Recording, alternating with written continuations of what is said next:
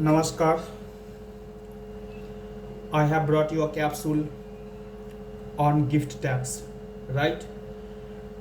This is section 56, subsection 2 of Income Tax Act 1961, under which gift is taxed, right? Earlier there was a separate act for gift tax. Now that act has been abolished, and all the gift receipts is taxed under section 56, subsection 2 of the Income Tax Act, right?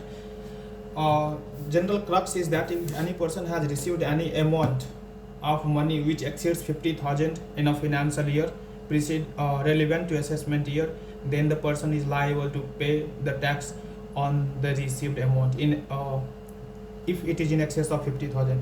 If any land or building or property has been received by the concerned person in any preceding year relevant to assessment year, and the value of the property received in excess of 50,000, then he is liable to pay tax on the received amount.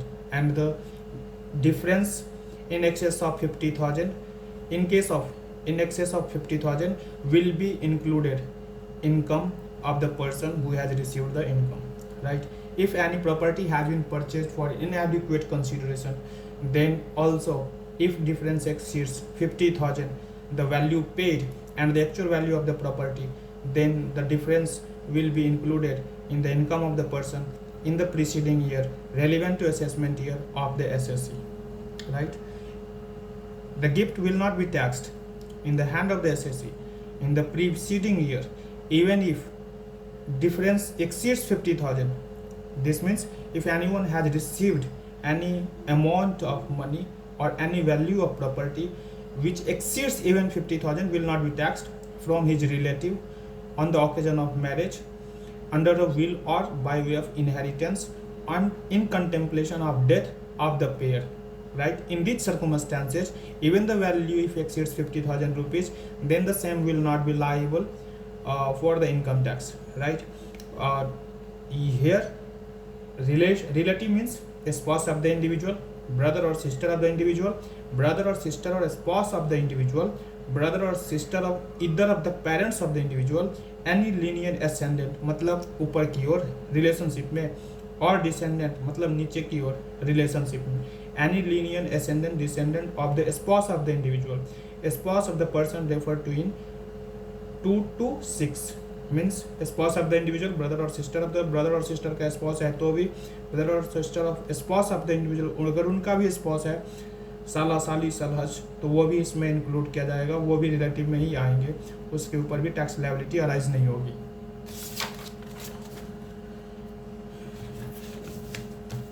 एक इस section में relaxation दिया गया है, और दिल्ली में कुछ unauthorised colony में रहने वाले लोगों को ऑथोराइज किया गया था, तो उनको जो प्रॉपर्टी मिली थी उसके ऊपर टैक्स लायबिलिटी अराइज नहीं होगी।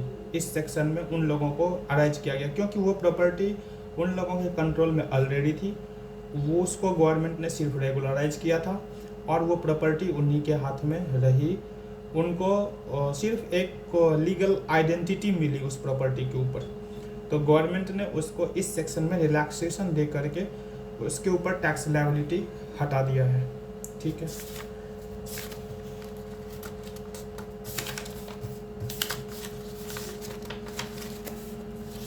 नेक्स्ट जो बात आती है वो सेक्शन 43CA, इसमें क्या है कि ये जो लैंड बिल्डिंग प्रॉपर्टी जितने भी हैं वो कैपिटल एसेट्स के लिए ट्रीट किया जाता है, तो इसमें जो प्रॉपर्टी डीलर है वो स्केप हो जाता था क्योंकि उसके लिए वो स्टॉक इन ट्रेड है, वो कैपिटल एसेट्स नहीं है, तो वो इस सेक्शन के साथ खेल कर जाता था। तो उस लूप होल्स को कवर करने के लिए सेक्शन 43CA स्पेशली कवर किया गया है प्रॉपर्टी डीलर को इसके अंदर कवर करने के लिए। पर्पस इसका सेम है जो सेक्शन 50C का था वही यहाँ पर है, और इस 43CA के बाद सेक्शन 56 सब सेक्शन 210 इसके लिए भी अप्लाई हो जाएगा। मतलब अगर सेल और परचेज हुआ है, उसकी वैल्यू और जो पेमेंट हुआ है उसके बीच का डिफरेंस 50,000 से ज़्यादा है, तो वो उसके ऊपर टैक्स लायबिलिटी अराइज हो जाएगी। ध्यान रहे, अगर स्टैम्प ड्यूटी वैल्यूएशन जो वैल्यू पे किया गया है उसके 110% के रेंज में है, तो वो जो वैल्यू पे किया गया है फिर उसी वैल्यू को वैल्यू माना जाएगा। और अगर वो 110% के बाहर है, तो जो वैल्यू स्टैम्प ड्यूटी वैल्यू की है वो डिफरेंस और जो पे किया गया है वो डिफरेंस अगर 50,000 से ज़्यादा की है तो टैक्सेबल हो जाएगी।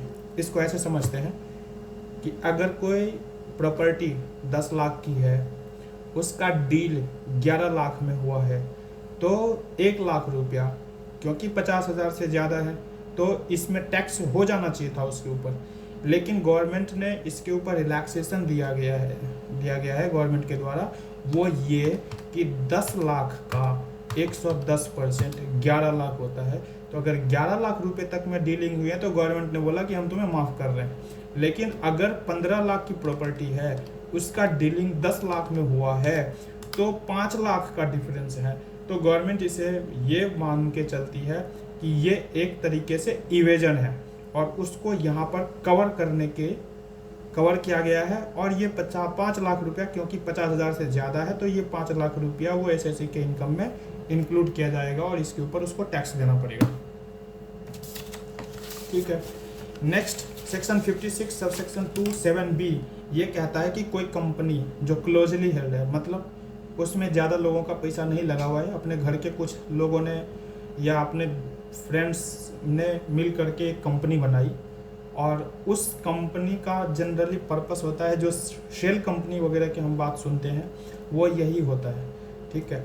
यहाँ पर ये कहा गया कि अगर उसमें क्या होता है कि वो एक पैसे को उसमें रूट करना होता है कि कुछ लोगों के पास बहुत से पैसे हैं, वो उसको यूज में नहीं ला पा रहे हैं, उसके लिए उन्होंने एक कंपनी बना ली जिसको शेल कंपनी कहा जाता है और वो कुछ नहीं काम करती है। उसका काम ये होता है कि उसमें जितने भी मेंबर है वो कैपिटल कंट्रीब्यूशन उसको करता है और डिविडेंड के रूप में उसको धीरे धीरे पोर्शन वाइज जो पैसे लगाया हुआ रहता है वो उसको वापस कर देती है। तो वो पैसा सिर्फ रूट होता है, उसका कुछ एक्चुअल में वर्क नहीं है, वो कंपनी कुछ करती नहीं है, वो कहीं रजिस्टर्ड भी नहीं होती, उसका कोई प्लेस ऑफ बिजनेस भी नहीं होता। ऐसे कंपनी को शेल कंपनी कहा जाता है।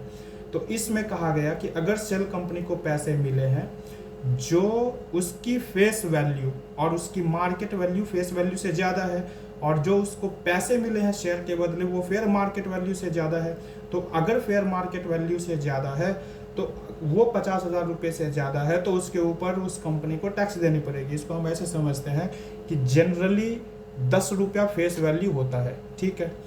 अब उसका मार्केट वैल्यू 100 रुपया होता है। ये कैसे होता है? वो उसके एसेट्स और लायबिलिटीज़ के बेस पर इसको डिसाइड किया जाता है। ठीक है। या हम यूँ कहें लिस्टेड कंपनी के लिए डेली बेसिस पर वहाँ पर होता है। तो लिस्टेड कंपनी क्योंकि पब्लिकली और उसमें पब्लिकली कंपनी है, क्लोजली हेल्ड कंपनी नहीं है, तो वहाँ पर ये सेक्शन लगेगा नहीं। तो अगर ये उसका फेस वैल्यू 100 रुपया है, फेस वैल्यू 10 रुपया है, मार्केट वैल्यू 100 रुपया है, लेकिन जो शेयर का परचेज हुआ है वो 500 रुपये में हुआ है पर शेयर। तो 500 रुपये में हुआ है तो 100 और 500 के बीच में 400 का डिफरेंस है। तो 400 का डिफरेंस है नंबर ऑफ शेयर, उसने 1000 शेयर ले लिए, तो 1000 शेयर ले लिए और 400 शेयर हो गया तो करीब हो गया 4 लाख रुपया। 400 इंटू 1000 4 लाख रुपया। ये 4 लाख रुपया क्योंकि 50,000 रुपये से ज़्यादा है तो इसके ऊपर इस कंपनी को टैक्स देना पड़ जाएगा। ठीक है। वो इसकी टैक्सेबल इनकम में इंक्लूड होगा। अब बात यहाँ पर ये आई कि जो स्टार्टअप कंपनी है इसकी वजह से उसको दिक्कत होने लग गया। क्यों? क्योंकि स्टार्टअप कंपनी को ट्रेडिशनल लेंडर पैसे देता नहीं है। वो इसलिए क्योंकि उसके पास प्रीवियस रिकॉर्ड होता नहीं है। तो प्रीवियस रिकॉर्ड नहीं होता है तो ट्रेडिशनल लेंडर मतलब बैंक और फाइनेंशियल इंस्टीट्यूशन को उसको एसेस करने के लिए उसके पास कोई बेस नहीं होता, तो इसलिए they are not willing to give them loan और they are not willing to assist them financially. तो स्टार्टअप के पास ऑप्शन क्या बच जाता है? या तो वो बोरो करें प्राइवेट लेंडर से। अगर बोरो करता है तो उसके पास पैसे नहीं होते हैं इंटरेस्ट पे करने के लिए, लेकिन अगर वो अपना शेयर का फेयर मार्केट वैल्यू पर डील करेगा तो उसके बहुत सारे इक्विटी डाइल्यूट हो जाएंगे और उसके बाद कंट्रोलिंग स्टेक उसके पास बचेगा नहीं, तो वो बिजनेस नहीं कर पाएगा। पेमेंट इंटरेस्ट पेमेंट करने की हालात में वो है नहीं। अगर वो तो कुछ लोग हैं जो स्टार्टअप में पैसा लगाना चाहते हैं क्योंकि वो इनोवेटिव आइडियाज़ होता है, उसको मार्केट में ग्रोथ करने का पोटेंशियल होता है, तो लोग सोचते हैं कि अगर हमें पैसा लगा करके और कुछ टाइम के बाद हाई रिटर्न्स मिल सकता है, तो इस वजह से वो उसके share excess of fair market value में परचेज करने के लिए भी तैयार होते हैं। लेकिन स्टार्टअप वो पैसा रिसीव नहीं कर सकता क्योंकि उसके ऊपर उसकी टैक्स लायबिलिटी अराइज हो जाती है। तो गवर्नमेंट ने स्टार्टअप को रिलैक्सेशन दे दिया है इसके अंदर कि अगर स्टार्टअप कंपनी है जो एलिजिबल स्टार्टअप है, जिसको IMBC से सर्टिफिकेट मिला हुआ है, स्टार्टअप के कंडीशन को फुलफिल करती है, अगर वो शेयर के पैसे फेयर मार्केट वैल्यू से ज़्यादा भी रिसीव करती है तो भी उसको टैक्स नहीं देना पड़ेगा इसके ऊपर, राइट। कंडीशन ये है कि स्टार्टअप उस पैसे को सिर्फ कैपेक्स और ओपेक्स के लिए यूज करेगा, किसी दूसरी कंपनी का शेयर खरीदने के लिए यूज नहीं करेगा, ज्वेलरी वगैरह परचेज करने के लिए उसको यूज नहीं करेगा। किसके लिए करेगा? उसको कैपिटल एक्सपेंडिचर के लिए करेगा, प्लांट एंड मशीनरी के लिए कर सकता है, रॉ मटेरियल परचेज करने के लिए कर सकता है, और जो भी उसके लिए ऑपरेशन के लिए ज़रूरी है वो उसमें उसको पैसे लगा सकता है। तो जो पैसे उसको ज़्यादा मिले हैं फिर उसको उसके ऊपर टैक्स नहीं देना पड़ेगा। साथ में ये भी बोल दिया गया है कि अगर कोई वायलेट्स करता है टर्म और कंडीशन जो प्रेस्क्राइब किया गया है स्टार्टअप के लिए, तो उसे सेक्शन 278 सब सेक्शन 9 में चार्ज किया जाएगा, मतलब कि मिस रिपोर्टिंग माना जाएगा। मिस रिपोर्टिंग मानने का मतलब ये हुआ कि जो उसके ऊपर टैक्स लायबिलिटी अराइज होगी उसका 200% उसको पेनल्टी देने पड़ेंगे, 200% पेनल्टी देने पड़ेंगे।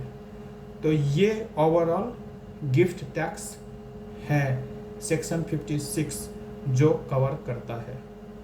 Thank you very much.